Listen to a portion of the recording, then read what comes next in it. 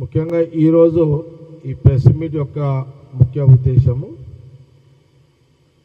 కేటీఆర్ నిన్న ప్రెస్ మీట్లో కాంగ్రెస్ పట్ల కాంగ్రెస్ పార్టీ గురించి అతను కామెంట్ చేయడం జరిగింది.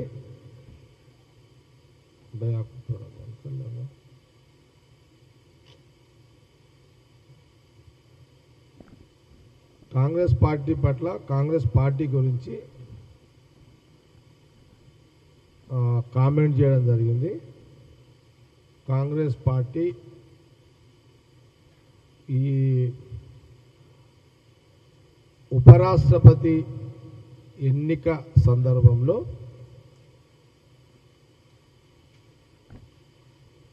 తెలంగాణ ప్రాంతం నుంచి ఉపరాష్ట్రపతి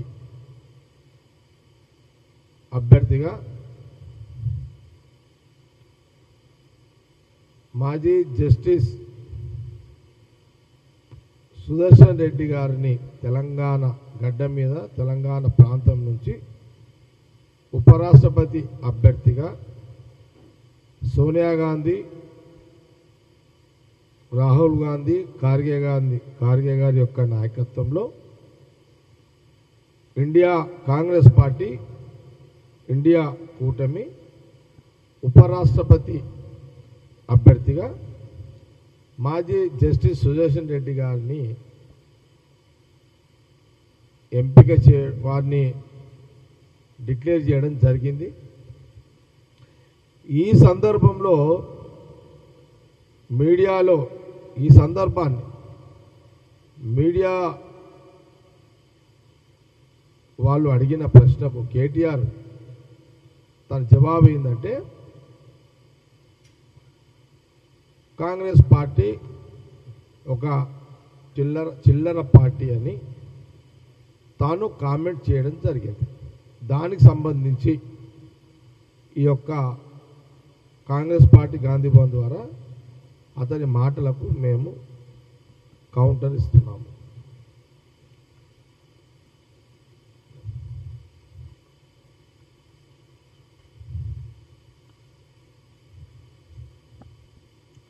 నంబర్ 1, కేటీఆర్ బాబు మన సోషల్ మీడియా ఉందా? ఓకే. కేటీఆర్కి కాంగ్రెస్ పార్టీ మీడియా ద్వారా చెప్పదలుచుకున్న మాటలు, తెలంగాణ రాష్ట్రం ఇచ్చిన కాంగ్రెస్ పార్టీ ఇప్పుడు మళ్ళీ గమనించండి, తెలంగాణ రాష్ట్రం ఇచ్చిన కాంగ్రెస్ పార్టీ ఇప్పుడు నీకు చిల్లర పార్టీ అయిందా? క్వశ్చన్ మార్క్ కేటీఆర్కి. రెండవది, రాష్ట్రం ఇచ్చిన తర్వాత కేసీఆర్తో సహా మీ కుటుంబమంతా సోనియా గాంధీ ఇంటికి వెళ్ళారు కదా, అప్పుడు చిల్లర అని అనిపించని కాంగ్రెస్ ఇప్పుడు చిల్లర ఎట్లా అయ్యింది? కేటీఆర్కి ప్రశ్న. మూడవది, తెలంగాణ రాజకీయాల్లో ఈరోజు మీరు మీ ఫ్యామిలీ, కేటీఆర్ ఫ్యామిలీ అంతా రాజకీయంగా తెలంగాణ రాష్ట్రంలో రాజకీయంగా మీ కుటుంబం అంతా వెలుగుతుంది అంటే దానికి కారణం కాంగ్రెస్ పార్టీయే కదా? ప్రశ్న కేటీఆర్కి. నాలుగవది, తెలంగాణ ఇచ్చిన కాంగ్రెస్ పార్టీని థర్డ్ క్లాస్ పార్టీ అంటావా? నీ మాటలు చూశాక తెలంగాణ ప్రజలకు అర్థమైంది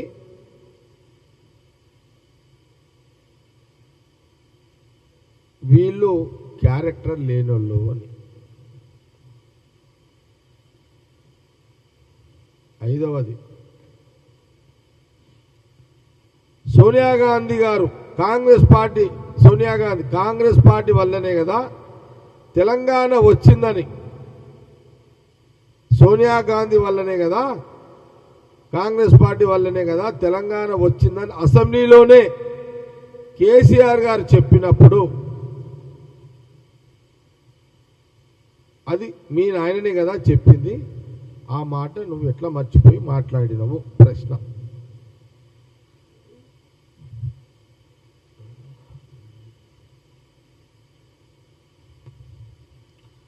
ఇంకొక ప్రశ్న కేటీఆర్కి, Congress party third class party అయితే అని నీ ఆలోచన ఉన్నట్టుగా నువ్వు మాట్లాడినావు కదా, మరి ఆ పార్టీ నుంచే కదా పాఠాలు నేర్చుకున్నది కేసీఆర్. అంటే మీ నాయన ఆయన ఇక్కడి నుంచే కదా ప్రయాణమైంది. అంటే ఇప్పుడు కాంగ్రెస్ నీ లెక్కల కేటీఆర్ లెక్కల మాట్లాడుతున్నాను నేను. తెలంగాణ ప్రజలు భారతదేశం ప్రజలు ఎప్పుడు కూడా ఈ మాట కాంగ్రెస్ పార్టీ గురించి మాట్లాడరు. కానీ నువ్వు నీ మాటకు చెప్తున్నా కేటీఆర్కి ఏంటంటే, నువ్వు కాంగ్రెస్ పార్టీని థర్డ్ క్లాస్ అన్నప్పుడు మీ నాయన ఇక్కడనే కదా, ఇదే గాంధీ భవన్ నుంచి కాంగ్రెస్ పార్టీ నుంచి ఆయన రాజకీయంగా అడుగులేసిండు. అంటే నీ లెక్కల మరి కాంగ్రెస్ థర్డ్ క్లాస్ అయితే మరి మీ నాయన కేసీఆర్ కూడా థర్డ్ క్లాసేనా? థర్డ్ క్లాస్ అయినట్టే కదా నీ లెక్కల కేటీఆర్.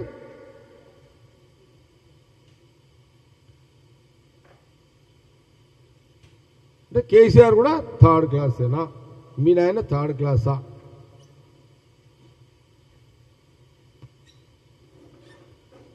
మరి కాంగ్రెస్ థర్డ్ క్లాసు, మీ అయ్య థర్డ్ క్లాస్ అయినప్పుడు ఈ థర్డ్ క్లాసుల నుంచే కదా నువ్వు రాజకీయ నాయకుడిగా ఈరోజు రాష్ట్రంలో కనబడుతున్నది. దీనికి జవాబు ఏదన్నా క్లారిటీ ఇవ్వగలుగుతావా కేటీఆర్? 140 ఏళ్ల చరిత్ర ఉండి ఈ దేశానికి స్వాతంత్రం తెచ్చి 140 కోట్ల ప్రజలకు కడుపు నిండా తిండి పెట్టే స్థాయికి తెచ్చిన పార్టీని అనడానికి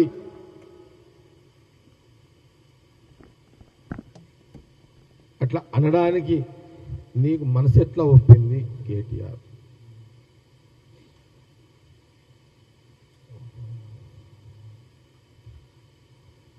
ఆనాడు మోతీలాల్ నెహ్రూ, జవహర్లాల్ నెహ్రూ, ఇందిరాగాంధీ, రాజీవ్ గాంధీ, సోనియా గాంధీ, రాహుల్ గాంధీ 6 తరాల నాయకుల చరిత్ర, వారి త్యాగాలు నీకు తెలుసు కదా. నువ్వు ఎట్లా మాట్లాడగలిగినావు ఈ మాటలు కేటీఆర్?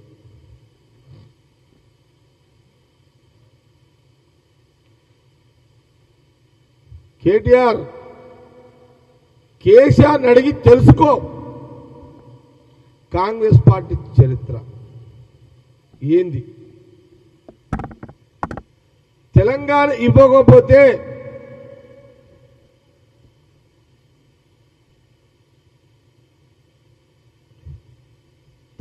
ఇవ్వకపోతే సోనియా గాంధీ కాంగ్రెస్ పార్టీ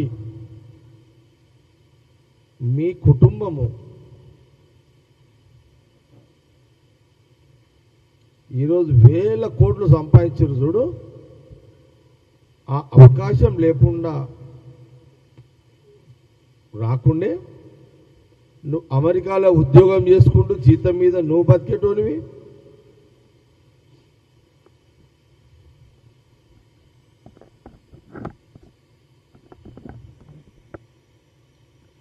నీ కుటుంబము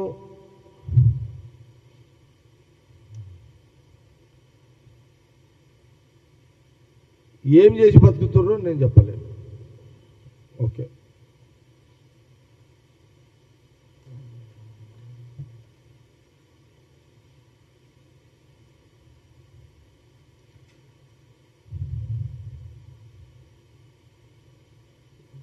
నీ ఓటు ఎవరికైనా వేసుకో, నీ సంబంధం మాకు సంబంధం. ఎందుకంటే దాంట్లో ఒక్కటి చెప్పాలి, కేటీఆర్కి ఏం చెప్పాలంటే, మీరు వాదం మీదనే రాజకీయంగా బతికారు.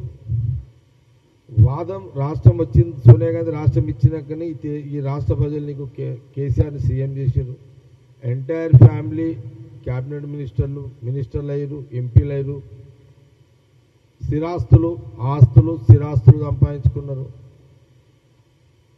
ఈరోజు కాంగ్రెస్ ఇచ్చిన తెలంగాణ, సోనియా గాంధీ ఇచ్చిన తెలంగాణ, రాహుల్ గాంధీ ఇచ్చిన తెలంగాణలోనే మీరు రెగ్యులర్గా మీడియాలో కనబడుతున్నారు.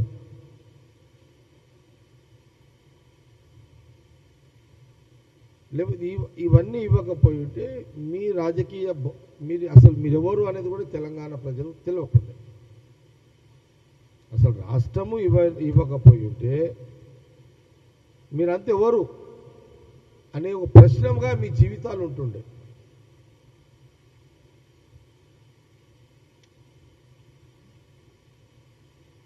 చూడండి,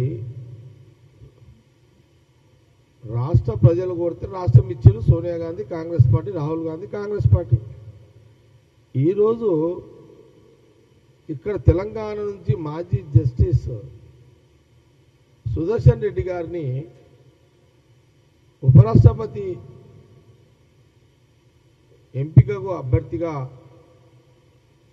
డిక్లేర్ చేస్తే స్వచ్ఛందంగా రాజకీయాలు పక్కకు పెట్టి తెలంగాణ బిడ్డగా నువ్వు కూడా సుదర్శన్ రెడ్డి గారికి ఓటు వేయాల్సింది పోయి ఉల్టా కాంగ్రెస్ మీద మళ్ళీ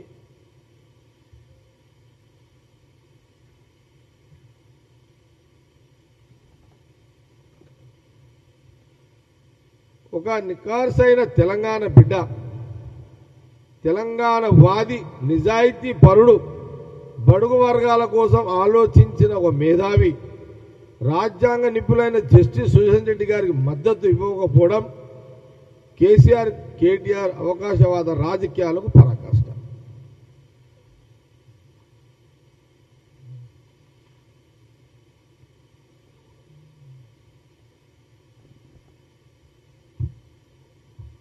కాబట్టి అనేక ప్రశ్నలు కేటీఆర్ మీడియా ద్వారా మేము ప్రశ్నించడం జరిగింది. దీనికి జవాబు చెప్పగలుగుతావా, చెప్పే యొక్క పరిజ్ఞానం కేటీఆర్కు ఉందా? చివరిగా నాకేమనిపిస్తుందంటే కేటీఆర్ గురించి మధ్యలో బాగా నేను గమనిస్తున్నప్పుడు, కేటీఆర్ 10 ఏళ్ళు మినిస్టర్గా ఉన్న పాలనలో ఇంకా కేటీఆర్కి పొలిటికల్ మెచ్యూరిటీ లేదు అని అనిపిస్తుంది నాకు. పొలిటికల్ మెచ్యూరిటీ లేక అతను మాటలు దొరుకుతున్నాయి అనేది నాకు ఇక్కడ కనబడుతున్నది. నేను ఆయన చూసిన, కేటీఆర్ వీడియో చూసిన, పదే 1-4 సార్లు చూసిన వీడియోని. ఒక బాధ్యత గల నాయకుడు ఒక బాధ్యత గల ఒక ప్రతిపక్ష నాయకుడు కొడుకు, కేసీఆర్ కొడుకు కేటీఆర్ ఒక బాధ్యతాపరంగా మాట్లాడాల్సిన మాటలు కాకుండా ఇప్పుడు కేటీఆర్ మాటలు ఎవరు సమర్థిస్తారు? కాంగ్రెస్ పట్ల ఆ రకమైన విమర్శలు చేస్తే తెలంగాణ ప్రజలు, దేశ ప్రజలు ఎవరు కూడా, ఒకవేళ కేటీఆర్ తాత వాళ్ళ తాతనో వాళ్ళ అమ్మనో వాళ్ళ నాయనమ్మనో బతికుండి వాళ్ళని అడిగితే కూడా వాళ్ళు తిడతారు కేటీఆర్. అరే నువ్వు ఎందుకు నా కాంగ్రెస్ గురించి అట్లా మాట్లాడినావు, వాళ్ళ ఇంటి గురించి, వాళ్ళు లేకపోతే మనం అంతా బిచ్చమెత్తుకునేటోళ్ళం రా, వాళ్ళు ఉన్న ఆస్తులను దానదత్తం చేసిర్రా అని చంప మీద కేటీఆర్ని వాళ్ళ తాతనో నాయనమ్మనో కొడుతుండే బరాబర్. అలా ఏం డౌట్ లేదు కదా అట్లా. ఎందుకంటే ఆ తరం మనుషులకు కొంత వాళ్ళ తాత నాయనమ్మ వాళ్ళ తాత అమ్మమ్మ కొంత వాల్యూస్ తెలుసు కాబట్టి వీళ్ళకి వాల్యూస్కి విలువ లేదు. వీళ్ళ దగ్గర వీళ్ళు త్యాగాలు చేసి వచ్చిన వాళ్ళు కాదు కదా. వీళ్ళంతా ఆర్టిస్టులు, డ్రామా ఆర్టిస్టులు, ఇదంతా డ్రామా ఆర్టిస్టులు. ఇప్పుడు తెలంగాణ రాష్ట్రం కోసం ఏది సిద్దిపేట, ఖమ్మం జైలు, తర్వాత నిమ్స్కి తీసుకొచ్చింది. ఎన్ని రోజులు అనుకున్నావు నిరాహార దీక్ష, తిండి తినకుండా? 32 రోజులు లేదు, చాలా రోజులు అనుకున్నావు అంతా. అంటే ఒక రోజా? లేదు, చాలా రోజులు.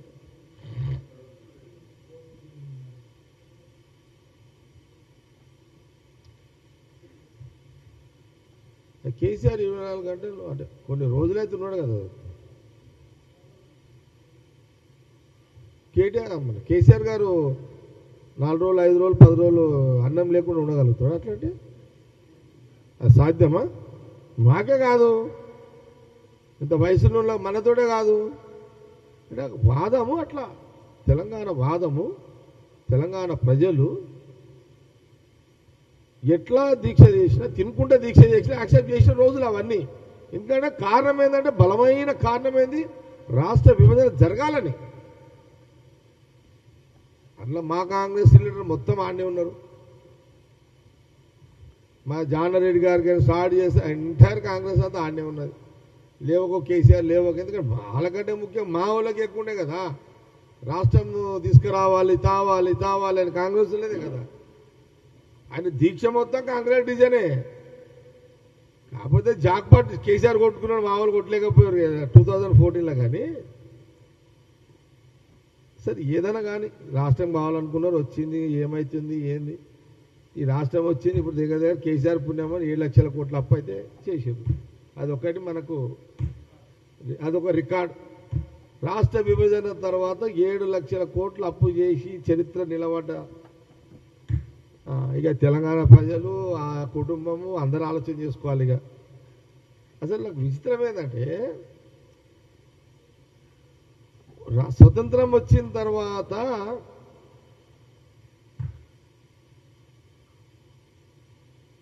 మనకైతే 79 మనకి ఇండిపెండెన్స్ వచ్చి, మనకు స్వాతంత్రం వచ్చి 79 సంవత్సరాలు అయింది కదా. అంటే 10 ఏళ్ళు తీస్తే ఎంత రాష్ట్రం వచ్చిన తర్వాత? 69 సంవత్సరాలు. స్వాతంత్రం వచ్చిన తర్వాత 69 సంవత్సరాలు, 69 సంవత్సరాలు ఉమ్మడి రాష్ట్రం యొక్క అప్పు 65,000 కోట్లు. 69 సంవత్సరాలు ఉమ్మడి రాష్ట్రము 65,000 కోట్ల అప్పు. రాష్ట్రం వచ్చిన తర్వాత 10 సంవత్సరాలలో 7 లక్షల కోట్ల అప్పు. 7 లక్షల కోట్ల అప్పు. సంవత్సరానికి 25,000, 40,000, 30,000, 40,000 ఇంట్రెస్ట్ కడుతున్నారు. సంవత్సరానికి ఇంత ఇంట్రెస్ట్ కడుతున్నారు. ఏది అంతా జమ చేయ ఇంట్రెస్ట్ అంతా 7 లక్షల కోట్లు అట్లే ఉంటుంది అప్పు. ఇప్పుడు సంవత్సరానికి అటో ఇటో మిత్తి 70,000 కోట్లు పోతాయి. సంవత్సరానికి 70,000 కోట్లు ఇంట్రెస్ట్ కడితే ఇంకా 10 ఏళ్ళు, మన 5 ఏళ్ళ గవర్నమెంట్కి ఎంత ఏళ్ళు అయితే మనం ఇప్పుడు మనకు అంటే ఇంట్రెస్ట్ 3,50,000, ఇంకొక 5 ఏళ్లకు 3,50,000, అంటే 7, 10, ఇంకా 10 ఏళ్ళకి ఇంట్రెస్ట్ యాడ్ చేస్తే 14 లక్షల కోట్లు. ఈ అసలు ఎప్పుడు కడతారు, ఈ మిత్తి ఎప్పుడు కడతారు? అంటే మనం రాష్ట్ర విభజన తెచ్చుకుని ఎందుకు తెచ్చుకున్నాం రా నాయన అంటే 7 లక్షల కోట్ల అప్పు చేయనీకే ఈ 10 ఏళ్లలో 7 లక్షల కోట్లు ఇంట్రెస్ట్ కట్టాలి. మళ్ళా 10 ఏళ్ళు ఇది పోతూనే ఉంటుంది కదా ఇదంతా. కాబట్టి సార్ తెలంగాణ ప్రజలకు ఏం లాభమైంది ఏందో నాకైతే తెలియదు. కానీ కేటీఆర్ కేసీఆర్ ఫ్యామిలీకి అయితే బ్రహ్మాండమైన బెనిఫిట్ అయితే అయింది. 10 ఏళ్ళు పరిపాలన, రాజ్యభోగ్యాలు, సీలకు పైసలు,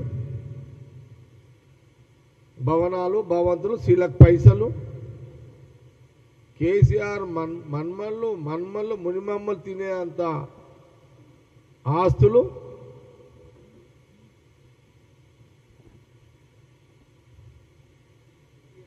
కాబట్టి అందుకే చెప్పేమడుతున్నా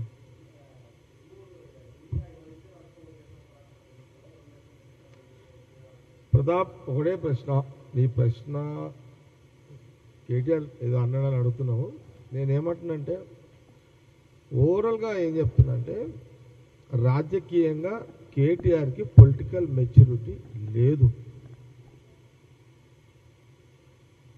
ఇప్పుడు నువ్వు అదే ఏంది ఎరువులు ఎవరిస్తే వాళ్ళకు ఓట్లు వేస్తామని నువ్వు అన్నావు. కిషన్ రెడ్డి ఏమో నీ ఓటు ఎవడు అడిగినా ఆయన గాలి తీసి పడతాడు. అందుకని ఈ మాట అన్న పొలిటికల్ మెచ్యూరిటీ కేటీఆర్ లేదు అని అన్న. ఎవడైనా అవకాశం ఇస్తాడు ఆయన. ఇప్పుడు జగ్గారెడ్డిగా నేను ఏమనుకుంటా, అరే భయ్ ఉంటే మేమని ఉండాలి, లేకపోతే నాకు బీఆర్ఎస్కే పోటీ ఉండాలని నేనంట, నాకు బీజేపీకి పోటీ ఉండాలని నేను అన్నా. అయితే జగ్గారెడ్డిగా నేను ఎప్పుడన్నా విన్నారా? ఏమైనా పోటీ రాజకీయంగా ఈ తెలంగాణ రాష్ట్రంలో పోటీ ఉంటే కాంగ్రెస్ పార్టీకి బీఆర్ఎస్కి ఉండదు. కానీ మా రెండు కూడా సెక్యులర్ పార్టీలు. బీజేపీ మతతత్వ పార్టీ. ఆ మతతత్వ పార్టీని కాంగ్రెస్ పార్టీ గల్లీ నుంచి ఢిల్లీ దాకా రాహుల్ గాంధీ కానీ కాంగ్రెస్ పార్టీ కానీ మేము ఎప్పుడు వాళ్ళని వ్యతిరేకిస్తాం. సెక్యులర్ భావాలతో ఉన్న రాజకీయ పార్టీలతోటి నడుస్తుంది మాకు. కాబట్టి కేటీఆర్ని అందుకే అన్నా, తొందరపడి నువ్వు మాట్లాడినావు, కిషన్ రెడ్డికి ఒక అవకాశం ఇచ్చినట్టు ఇక్కడ కనబడుతున్నది కదా, నువ్వు గమ్మున కూర్చోనుండి. అది సబ్జెక్ట్ కరెక్ట్. ఓకే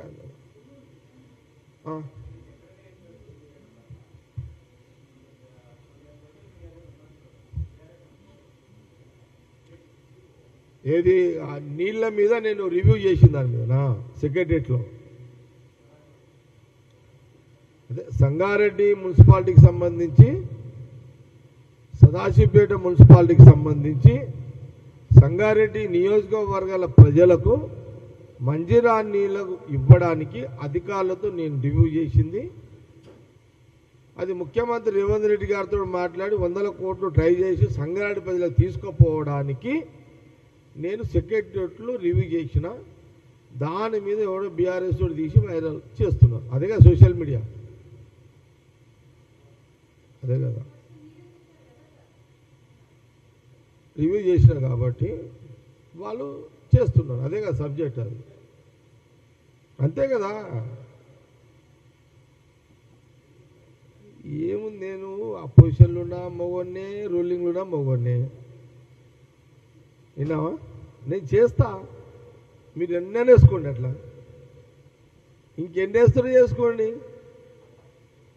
నేను సెక్రటరీలో కూర్చొని దంద చేస్తే నువ్వు వేయాలి, కానీ నీళ్ళ కోసము పబ్లిక్ కోసం నేను రివ్యూ చేస్తే ఎవడన్నా వేస్తాడా? ఎవడన్నా ఆయన మీ సోషల్ మీడియాకు ట్రైనింగ్ ఇచ్చింది? పబ్లిక్ ఏమంటారు? ఆయన జగ్గారెడ్డి ఏదో పబ్లిక్ కోసం రివ్యూ చేసిందంటారు. ఇప్పుడు సీఎం రేవంత్ రెడ్డి కూడా గదే అంటాడు కదా, మా మంత్రులు కూడా గదే అంటారు. ఏం చేసినా జగ్గన్న పబ్లిక్ కోసం రివ్యూ చేసిండు అంటారు. సెకండ్లో కూడా దందలు చేసినాడు. మీ తీరేమన్నా పంచుకున్నాం. బామ్మడిది ఒకది, బామ్మడిది ఒకడు, బావో దిక్కు, చెల్లెలో దిక్కు, అయ్యో దిక్కు, కొడుకో దిక్కు, బామ్మడిదో దిక్కు, అల్లుడో దిక్కు, బామ్మడిదులో అట్లా దుకాణాలు పెట్టినా నేనేమన్నా. ఇంత కూడా మీకు కామన్ సెన్స్ లేకపోతే ఎట్లా సోషల్ మీడియాకి బీఆర్ఎస్ వాళ్ళకు?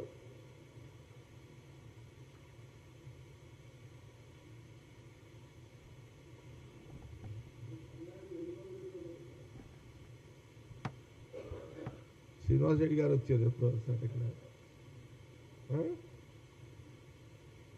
ముఖ్యమంత్రి రేవంత్ రెడ్డి గారు ఎన్ని ఇస్తాను తీసుకుపోతారు సంగారెడ్డికి అయితే. రాష్ట్రానికి అది ఇప్పుడు నేనేమంటున్నంటే, రాష్ట్రంలో నా నియోజకవర్గం ఒక నియోజకవర్గము. ఇప్పుడు నాకు నేను చెప్తే ముఖ్యమంత్రి కాదన్నాడు, మంత్రులు కాదన్నారు, ఫండ్స్ ఇస్తారు. వాళ్ళ ఫండ్స్ వాళ్ళు తీసుకుపోతారు, నాకు కూడా ఇస్తారు. కాబట్టి నేను ఏదో నేను ఓడిపోయినా కదా ఇట్లా కూర్చోను కదా. నేను ప్యూర్ పొలిటీషియన్. నేను గెలిస్తే చేయాలి, ఓడిపోతే అట్లా ఉండదు నా దగ్గర. అసలు గెలుపు ఓటర్లకు అనే అసలు నాకు జగ్గారెడ్డి అంతే, దట్స్ ఆల్. కాబట్టి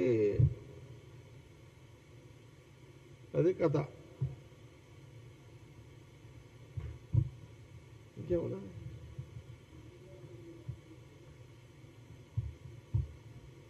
ఫోటో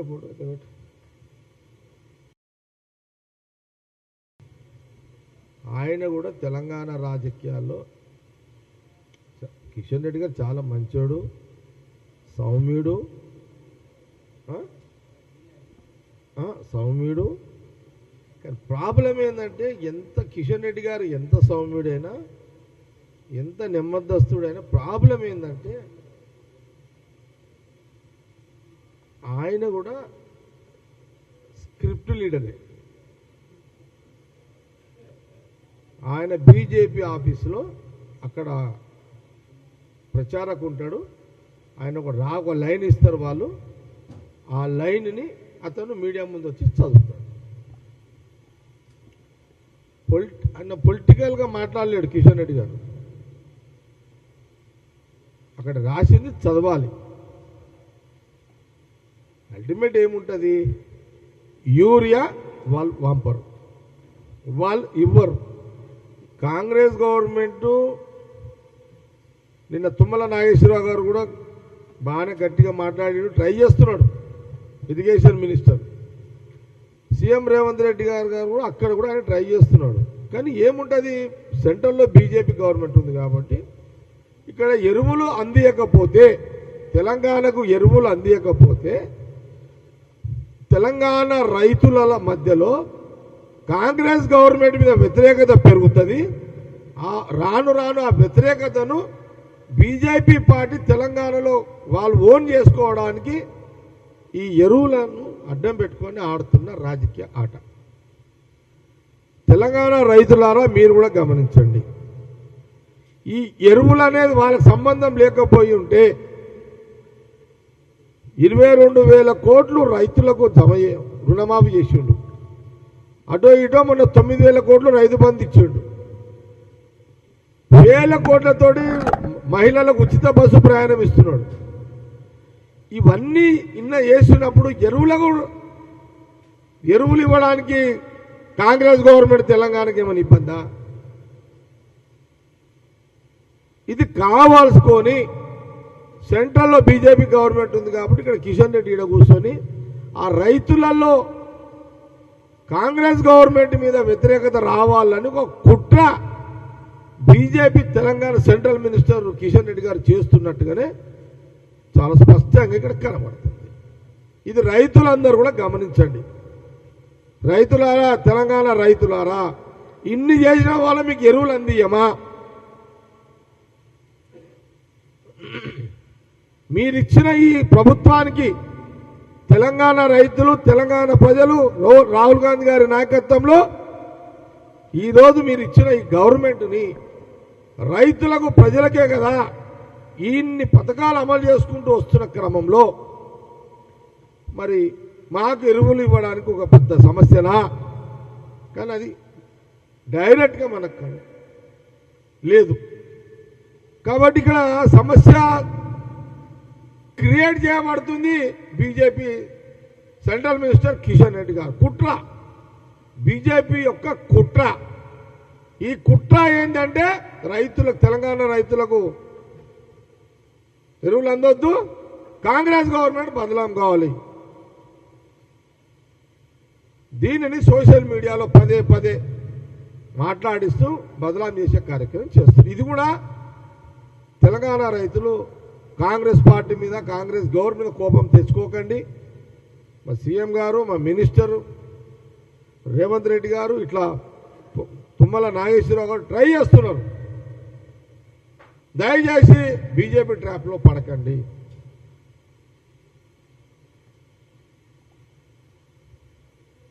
గమనించండి. మీకు బాధ ఉంటుంది, ఆవేదన ఉంటుంది. వర్షాలు పడ్డాయి, ఎరువులు కొంత తక్కువ పడుతున్నాయి. కానీ ఇప్పుడు అది సెంట్రల్లో అదే కాంగ్రెస్ గవర్నమెంట్, రాహుల్ గాంధీ గారు ప్రధానమంత్రి ఉంటే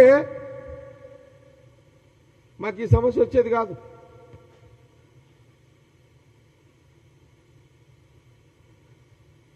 రాహుల్ గాంధీ గారు ప్రధానమంత్రిగా సెంట్రల్లో ఉండుంటే ఈరోజు ఎరువుల సమస్య వచ్చేది కాదు. రాహుల్ గాంధీ గారు, కాంగ్రెస్ పార్టీ ఎరువులను అడ్డం పెట్టుకుని రాజకీయం చేయదు. గతంలో యూపీఏ గవర్నమెంట్లు ఉన్నప్పుడు ఎక్కడైనా దేశంలో ఎరువుల సమస్యలు వచ్చినాయా? రాలే.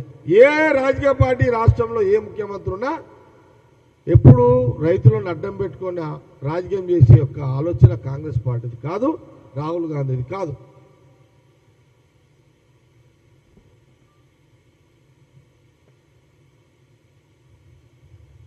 ఇది కూడా రైతులు గమనించండి.